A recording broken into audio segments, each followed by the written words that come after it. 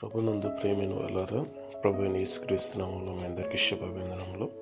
ఈ ఉదయకాలంలో కలువరి కృపాసనం మీదకి మిమ్మల్ని ఆహ్వానించుచున్నాను.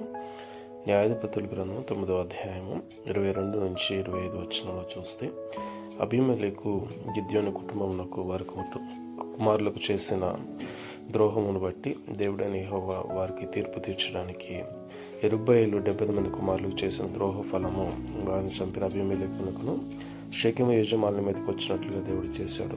వారికిని వీరికి వైరం కలుగజేసినట్లుగా ఒక దురాత్మను వారి మీదకి పంపినట్లు చూస్తున్నాం.